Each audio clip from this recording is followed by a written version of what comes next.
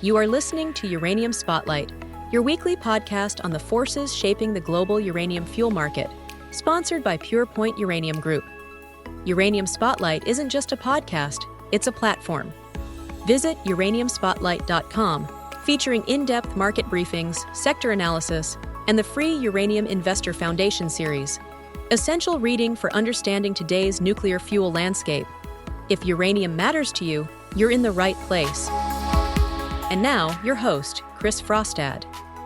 It's April 7th, 2026, and this week on Uranium Spotlight, a firmer uranium spot market, America's still fragile domestic supply picture, Germany's uneasy return to the nuclear debate, a surprising uranium angle in space propulsion, and Paladin closing in on full production at Langer Heinrich. The uranium spot price closed last week at $84.55 a pound U3O8 after opening the week at $83.95. It was not a high-volume week, but it was a constructive one. Last week saw 7 confirmed spot transactions totaling 500,000 pounds, all for prompt delivery, with buying interest helping lift pricing early in the week before activity flattened heading into the long weekend. Delivery points also moved higher, with Cameco ending the week at $83.85, Coverdine at $85, and Orano at $84.75. Stepping back, March still looked healthy. There were 34 spot transactions booked during the month, including 32 U3O8 deals and 2 EUP transactions for a total of 3.6 million pounds U3O8 equivalent. Most of that activity remained in the prompt window, which tells you utilities and intermediaries are still working close in, even as the market keeps an eye on longer dated coverage. On the term side, reported utility awards were quieter, but not absent. March still saw 4 utility contracts across the fuel cycle, including 3 for U3O8 and 1 for conversion. More importantly, last week brought fresh requests for information from non-U.S. utilities seeking longer-term delivery starting in 2030 and 2031.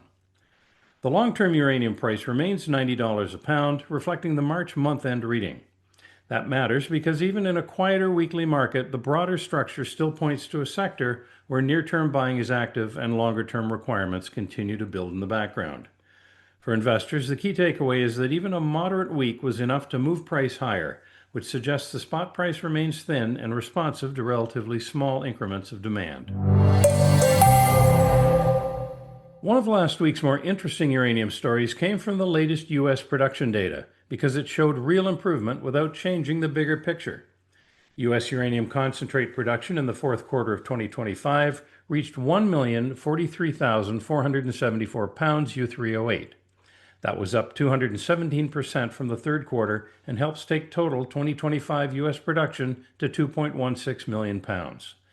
On the surface, that looks like a start of a comeback, and compared with the depressed levels of recent years, it is.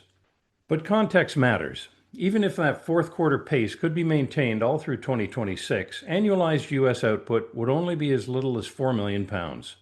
That still covers only a small fraction of what U.S. reactors consume in a year.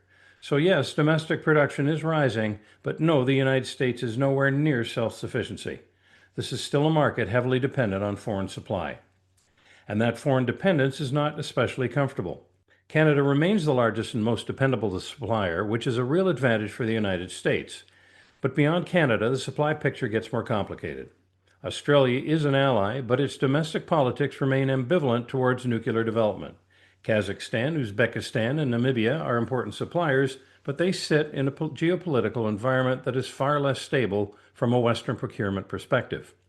Russia itself still represented part of U.S. uranium supply in 2024 through waivers, despite the broader policy direction toward restricting Russian nuclear imports. So the significance of last week's production number is not that America has solved its uranium problem. It has not. The significance is that the U.S. is finally showing signs of trying to rebuild a domestic base after years of decline. The problem is scale. Moving from roughly 2 million pounds a year to 4 or even 5 million pounds would be progress, but still leaves a very large gap between domestic output and domestic demand. And that is before you factor in the broader pressure building across the Western fuel cycle, from conversion to enrichment to origin-assured supply. For investors, this matters because the higher U.S. production does not weaken the uranium thesis. It strengthens it. The numbers show that even meaningful domestic growth still leaves the United States structurally short, which supports the case for higher prices, stronger contracting, and continued strategic value for producers and developers operating in secure jurisdictions. Last week also brought an important political signal out of Europe.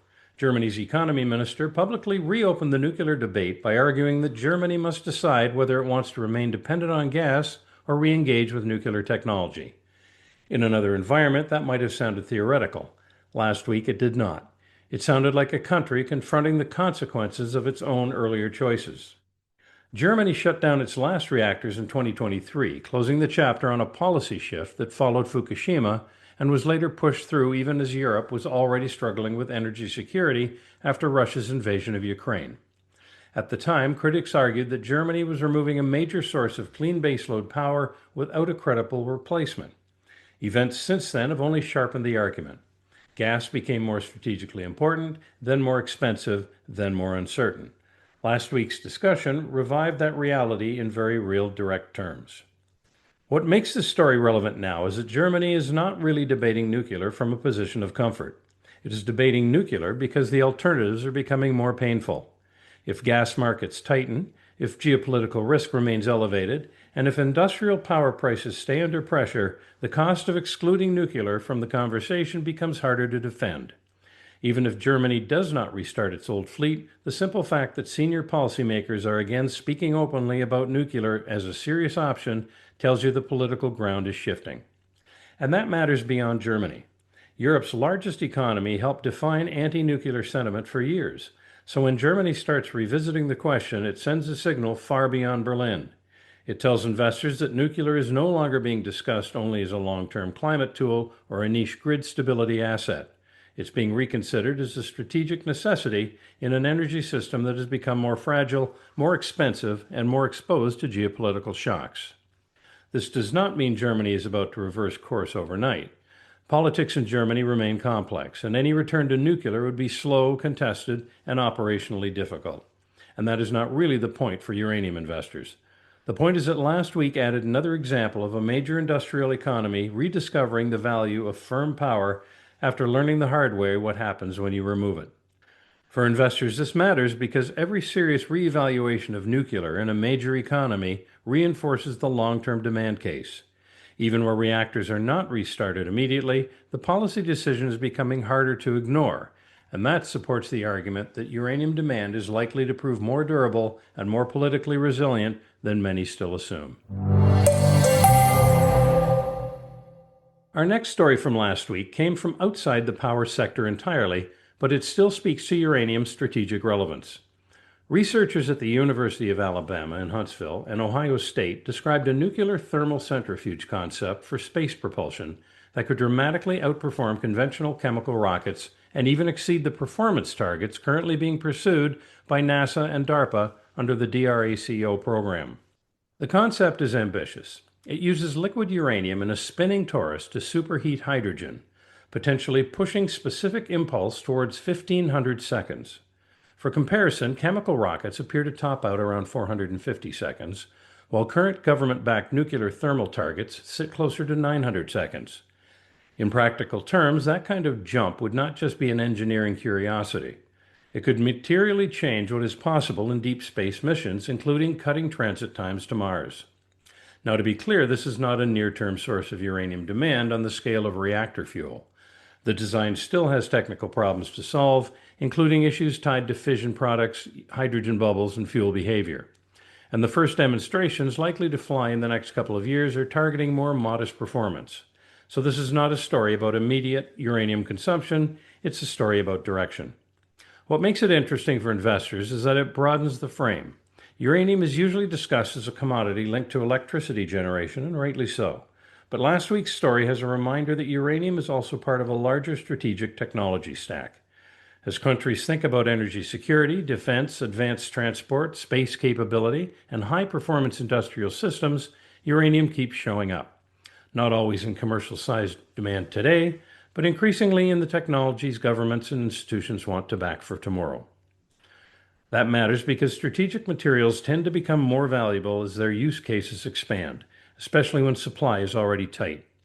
If uranium remains underproduced for its core power market, it becomes even more important that the world has secure and scalable supply.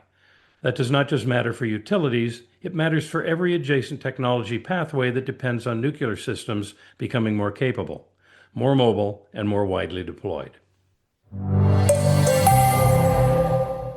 Paladin Energy's Langer Heinrich mine in Namibia is now approaching a point that matters not just for the company, but for the broader uranium market.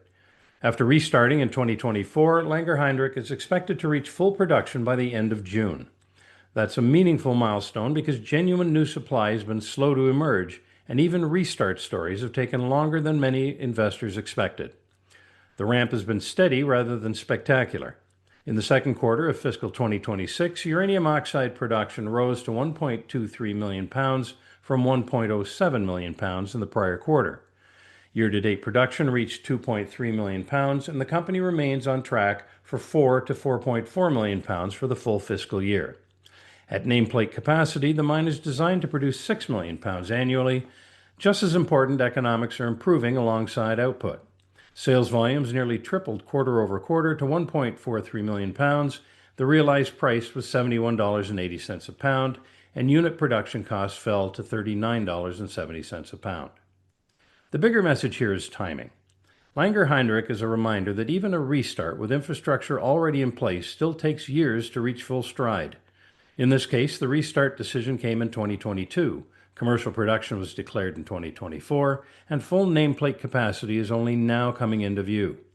That's a useful reality check for anyone assuming supply can respond quickly. For investors, Paladin is showing what successful uranium supply growth actually looks like, and it still takes time. That's supportive not only for Paladin as it approaches a more meaningful production profile, but for the uranium market as a whole, as it underlines how difficult it remains to close the supply gap quickly.